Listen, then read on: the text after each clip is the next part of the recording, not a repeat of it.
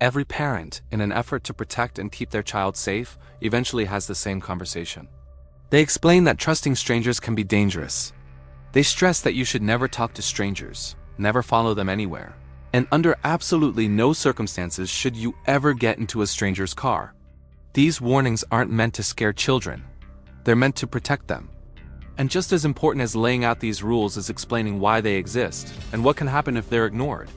The story of an American high school student named Abigail Hernandez is a chilling reminder of how quickly things can go wrong. It shows what can happen when someone is simply too trusting, when a stranger who appears kind and helpful turns out to be something far more dangerous. All Abigail did was hope that a nice guy would give her a ride home. Instead, she ended up trapped inside the world of a real monster. Abigail Hernandez's family and early life began in Manchester, New Hampshire, where Abby, as everyone called her, was born on October 12, 1998. She grew up along the banks of the Merrimack River as the youngest of two daughters born to Ruben and Xenia Hernandez. Abby was especially close to her older sister Sarah, and the two shared a strong bond throughout childhood. Their mother worked long shifts as a nurse at a local hospital, while their father earned a living as a sales agent. For years, the Hernandez household was stable, loving, and relatively comfortable. But when Abby was still in middle school, her parents made the difficult decision to separate. Not long after the divorce, her father remarried and began a new family. Abby and Sarah stayed with their mother, and while Ruben continued to support them financially, his relationship with his daughters slowly faded into little more than holiday cards and birthday messages. From a young age, Abby stood out as an energetic, curious, and outgoing child. She made friends easily and never seemed content sticking to just one interest. She bounced from hobby to hobby, always eager to learn something new and experience everything she could. Abby played sports, showed real talent as an artist, and developed a passion for photography. She loved reading and had an impressive knack for foreign languages, picking them up with ease. When Abby was around 12 years old, she joined a local outdoor adventure club. Through it, she went on regular camping trips, learned to hike rugged trails, and slowly fell in love with the mountains. She became surprisingly skilled at wilderness survival, putting those lessons to use on many excursions. Given New Hampshire's forests, rivers, and rolling mountain ranges, it wasn't hard to see why the outdoors captured her heart. The state draws thrill seekers and nature lovers from across the country, and Abby was right at home in it. Classmates described her as brave, intelligent, friendly, and determined. Abby had an effortless way of connecting with people. She could jump into a conversation about almost any topic, wasn't afraid of challenges, and radiated optimism wherever she went. She hated sitting still, was always on the move, and constantly talked about big plans for her future. The summer of 2013 was one of the busiest and most exciting times of Abby's life. When school resumed in September, she returned with endless stories, places she'd visited, experiences she'd had, and adventures she couldn't wait to repeat. Around that time, the 14-year-old had started dating a boy named Jimmy, who attended the same school and was a year older. Xenia knew about the relationship and didn't object. She trusted her daughter and felt comfortable with Jimmy being part of her life. But everything changed in early October of that year. With fall break approaching and her 15th birthday just days away, Abby was excitedly planning a hiking trip with members of her outdoor club. She'd recently received a new pair of hiking boots as a gift, but they were slightly tight. Wanting to break them in before the trip, she decided to wear them to school on October 9th. That morning started like any other. Abby went to school, attended her classes, and after the final bell rang, she planned to walk through a nearby park before heading home. She promised her mother she wouldn't stay out too late. But by around 5 p.m., when Abby still hadn't returned, Xenia tried calling her daughter, only to discover that Abby's phone was turned off. Concerned but trying to remain calm, Xenia assumed Abby might be with friends and that her phone battery had simply died. As the evening dragged on with no word from her daughter, that concern quickly turned into fear. Xenia began calling Abby's friends, teachers, and classmates, desperate for information. The school confirmed that Abby had left immediately after classes ended. She'd said goodbye to her friends at the bus stop, where most of them boarded the bus. Abby, however, had chosen to walk home. None of her friends had seen her afterward. She hadn't visited anyone's house. She hadn't called anyone. Even Jimmy, who had plans to meet her later that day, couldn't reach her. Terrified, Xenia and Sarah didn't hesitate. They went straight to the police station and reported Abby missing. Because she was a minor, the search began immediately. Investigators traced the last signal from Abby's phone to a location roughly a mile from her home. News of the missing high school student spread rapidly. Flyers featuring Abby's photo, a description of her clothing, and contact numbers were printed and distributed across the area. By the next morning, her disappearance was the lead story on the 7 a.m. news, urging anyone with information to come forward. Hundreds of police officers, volunteers, and concerned residents joined the search. They combed through parks, wooded areas, empty lots, abandoned buildings, and nearby bodies of water. Detectives followed every possible lead, interviewed witnesses, and spoke extensively with Abby's family and friends. But despite their efforts, nothing surfaced. As days turned into weeks, investigators tried to determine whether Abby had any enemies, conflicts, or someone who might have been obsessively interested in her. Everyone who knew Abby said the same thing. She was kind, open-hearted, and universally liked. She didn't get into fights. She wasn't known to have enemies. No one had ever mentioned anyone stalking or harassing her. One of the first people detectives questioned was Abby's boyfriend, Jimmy. Almost immediately, he became their primary suspect. They asked if the couple had argued, if he'd been angry with her, or if he had any possible motive. Jimmy was stunned by the accusations. He couldn't understand how anyone could believe he'd hurt someone he cared about. Jimmy provided a rock-solid alibi. His whereabouts that day were confirmed by family members, teachers, and more than a dozen friends. He had attended school, sports practice, rehearsals for a band performance, and his grandfather's birthday party, all without missing a single event. He cooperated fully with investigators, but his information led nowhere. It was as if Abby Hernandez had vanished into thin air. Months passed. The chances of finding her alive grew slimmer with each day. Still, Abby's family refused to let go of hope. About a month and a half after Abigail vanished, a development stunned both her family and investigators. One afternoon, Xenia checked the mailbox and found an envelope addressed in Abby's handwriting. Her hands trembled as she opened it, hardly daring to breathe. Inside was a letter from her missing daughter. In the message, Abby asked for forgiveness for what she had done. She wrote that she was okay, that she was healthy and safe. She told her mother and sister that she loved them deeply, but explained that she couldn't reveal where she was or what had happened. At the very end of the letter was a short, cryptic phrase that made little sense on its own. Dreams come true. Handwriting experts confirmed what Xenia already believed in her heart. The letter was authentic. It had been written by Abby herself and was dated to early November. That meant one thing was almost certain: Abigail Hernandez was still alive. But where was she, and why couldn't she come home? Almost immediately, theories began to circulate. One idea suggested that Abby had run away voluntarily, perhaps panicking after seeing the media coverage and deciding to reassure her family that she was safe. Another rumor claimed she might be pregnant and had fled with the baby's father, afraid of facing judgment and disappointment. The Hernandez family was horrified by these suggestions. Sarah spoke out firmly, insisting that if her sister were pregnant, she would have known. The two had always shared everything. Abby had no secrets from her. Her only romantic relationship had been with Jimmy, and he told investigators that they hadn't even been intimate yet. Both were still virgins. Abby's friends supported this, confirming she'd never dated anyone else or hinted at another relationship. Her best friend Miranda was especially adamant. She said Abby would never have run away and caused such pain to her mother and sister. It simply wasn't who she was. On top of that, all of Abby's personal documents, savings, and valued belongings were still untouched at home. Nothing suggested she had planned a disappearance. Investigators examined the letter over and over, hoping to uncover hidden clues, coded messages, subtle hints, anything that could point them in the right direction. But there was nothing. No secret signals. No desperate cries for help hidden between the lines. Despite the uncertainty, the FBI became involved and officially classified the case as an abduction. They believed Abby was being held against her will and that the letter had been written under strict supervision.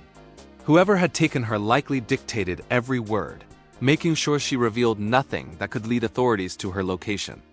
That assessment turned out to be disturbingly accurate. Abby was being held just a few dozen miles away from her family's home. Even more chilling was the fact that police had already visited her captor's property multiple times since her disappearance and never realized she was there. Meanwhile, the man responsible felt cornered. constantly calculating what to do next with the girl he'd imprisoned. That man was Nathaniel Kibbe. Nathaniel, often called Nate. Kibbe was born on July 15, 1980, in the same town as Abby. Very little reliable information exists about his childhood, but some sources suggest he was raised by his mother alone and never knew his biological father. From an early age, Nate showed troubling behavior. In school, he was known as a bully, aggressive, unpredictable, and feared by many of his peers. Even more disturbing, he reportedly kept a list of people he disliked, individuals he planned to beat up or harm in some way. Teachers struggled to control him, and other students did everything they could to stay out of his path. As a teenager, his violent tendencies only escalated. Kibbe caught the attention of law enforcement multiple times for a range of offenses. He associated with gang members, developed an obsession with firearms, and accumulated charges for assault, illegal possession of substances, and theft. Despite the seriousness of some of these incidents, he repeatedly escaped meaningful punishment, often receiving little more than warnings or minor consequences.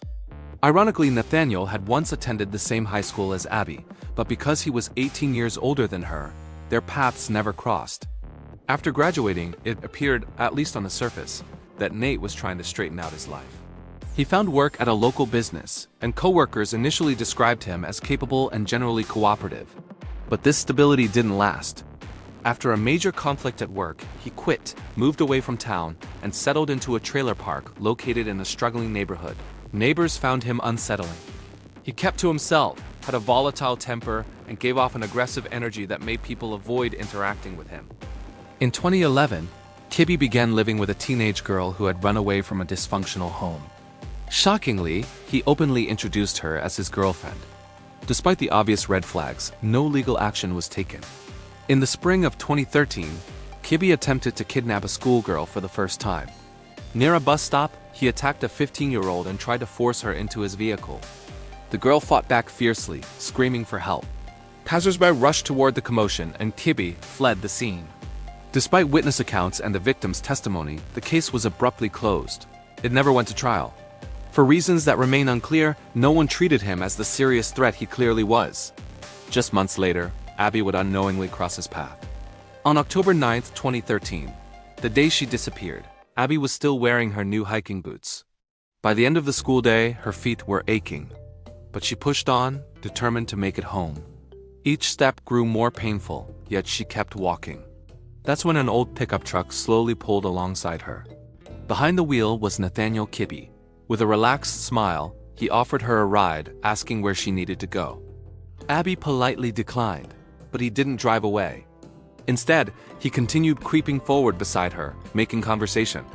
He noticed her limp and asked what was wrong.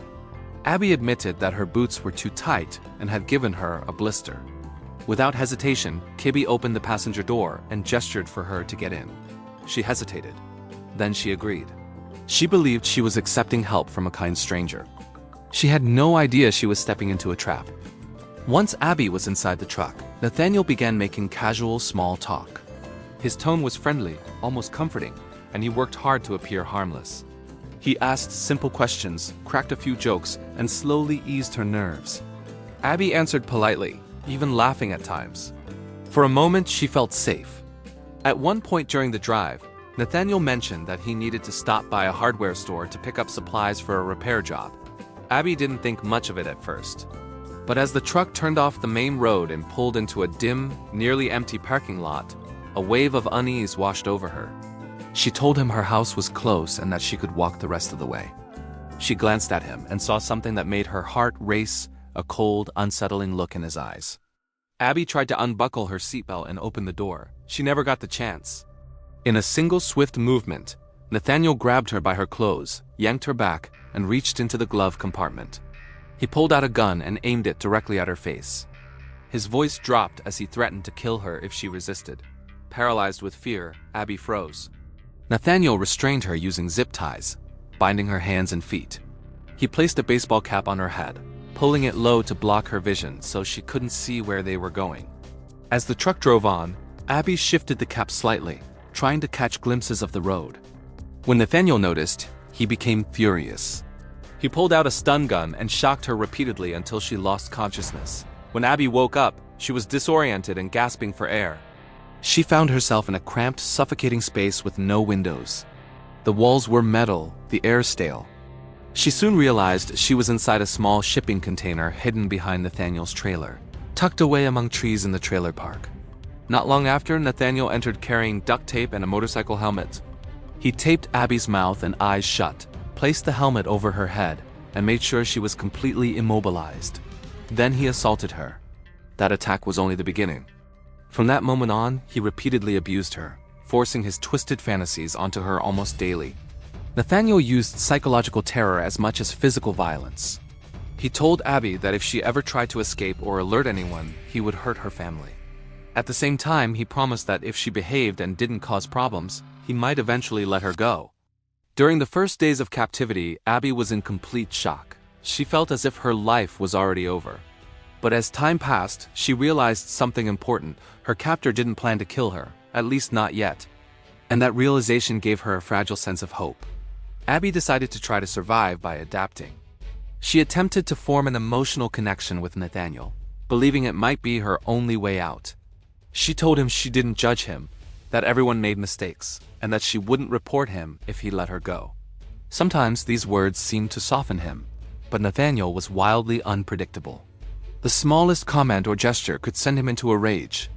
In rare moments, he showed a disturbing kind of affection. Most of the time, though, he was cruel and violent, subjecting Abby to relentless emotional and physical abuse. The container was soundproof. No matter how loud she screamed, no one could hear her. After about a month, Nathaniel began bringing her into his trailer instead. He allowed her to shower and occasionally let her watch television with him. Through the news, Abby saw coverage of the massive search underway to find her. That's when Nathaniel came up with a new plan. He ordered Abby to write letters to her mother, carefully dictating what she was allowed to say. Abby tried repeatedly to slip in subtle clues about her location, but Nathaniel noticed every attempt. Each time, she was punished severely. Eventually, she stopped trying and followed his instructions exactly, fearing what would happen if she didn't. Months passed. Nearly 6 months into her captivity, Nathaniel began trusting Abby more. He forced her to help with his counterfeit money operation and sometimes allowed her to sleep inside the trailer. He even let her cook meals. But his brutality never stopped. He demanded she call him master and refused to tell her his real name. Over time, Abby slowly built a fragile rapport with him. Nathaniel occasionally brought her books and magazines. One day, while flipping through a magazine, Abby saw the name Nathaniel Kibbe printed on a page. She wasn't sure if it belonged to her captor, but she decided to take a terrifying risk. The next time she spoke to him, she casually called him Nathaniel. She waited, her heart pounding, bracing for violence. Instead, he rolled his eyes, sighed, and calmly asked how she knew his name. Abby admitted she'd seen it in a book. He smirked and said nothing more. What Abby didn't know was that help had come dangerously close. At one point, police officers were just feet away from where she was being held, but they weren't there for her. Nathaniel had once again broken the law, this time illegally possessing a firearm. To avoid serious consequences, he chose to cooperate with authorities. Police arrived with a search warrant and thoroughly searched his trailer. But for reasons that still baffle investigators, they never checked the shipping container hidden nearby. After cooperating, Nathaniel received only a fine and his weapon was confiscated. Despite everything he'd done, he once again escaped real punishment. Nathaniel felt untouchable. He had no intention of releasing Abby. By then, she had become part of his routine, a captive he believed he completely controlled. But his sense of invincibility was about to collapse. In July of 2014, after nearly 9 months of captivity, something unexpected happened. Nathaniel went to a local bar and met a woman named Lorraine. The two talked for a short while, and before long he invited her back to his trailer. They became intimate that same night. Later, as Lorraine prepared to leave, she mentioned that she was struggling financially and didn't even have enough money to cover her rent. Nathaniel reached into his pocket and handed her 2 $50 bills. The next day, Lorraine called him in a rage. She told him the money was fake. She screamed that she'd already gone to the police and reported where she'd gotten the counterfeit bills from. She warned him that law enforcement would be showing up soon with another search warrant. That phone call changed everything. On July 20th, Nathaniel suddenly told Abby to gather her personal belongings. He tied her hands, sat her in the passenger seat of his truck, and pulled a baseball cap over her face. Abby was terrified. She was convinced this was the end, that he was finally going to kill her. Instead, Nathaniel drove for a long time without saying a word. Eventually, he stopped on a deserted country road. He removed the restraints, opened the door, and told her to get out. Then he issued a final warning. Do not go to the police. Without waiting for a response, he sped away. Abby stood there in disbelief, frozen in shock. Slowly, she began walking. After some time, she saw a road sign and realized she wasn't far from home. The journey took hours. With every step, she looked over her shoulder, terrified that Nathaniel would return. But he never did. When Abby finally reached her neighborhood, a surveillance camera at the Hernandez home captured the moment she walked up to the front door. Inside, Xenia was on the phone. Abby called out to her mother. Xenia dropped the phone and ran to the door.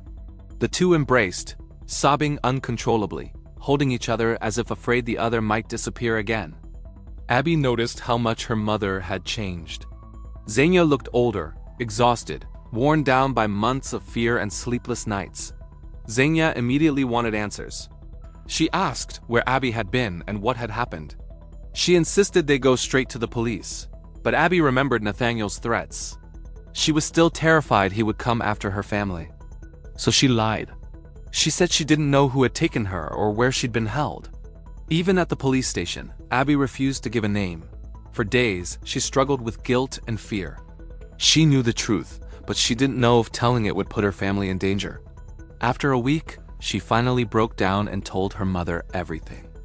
Xenia listened in horror, then convinced Abby they had to return to the police. She reminded her that they would never truly be safe while the man who did this was still free. On July 27, 2014, Abby gave investigators her captor's name, along with the make, model, and license plate number of his truck. Nathaniel Kibbe was arrested the very next day. He didn't resist. He denied everything. But the evidence told a different story.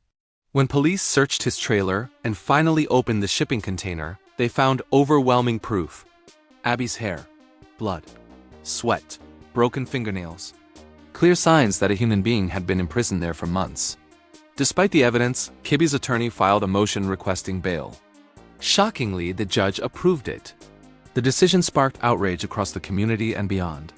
That same day, however, a strict order was issued forbidding Kibbe from contacting or approaching the Hernandez family in any way. The trial began in December 2014 and stretched on until May 2016. Facing the weight of the evidence, Nathaniel eventually agreed to a plea deal. He admitted guilt for his crimes. The sentence was severe: 90 years in prison, with the possibility of parole no sooner than 45 years. In court, Abby spoke directly to the man who had destroyed her childhood. She said she forgave him. She explained that surviving what he'd done taught her to value life and every moment spent with the people she loved. Xenia also took the stand.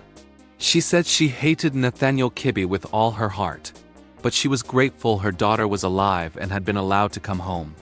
Abigail Hernandez survived something unimaginable, and her story stands as a reminder of how quickly a moment of trust can turn into a nightmare, and how strength, resilience, and hope can endure even in the darkest circumstances. Thanks for watching. Don't forget to subscribe. More shocking stories are coming.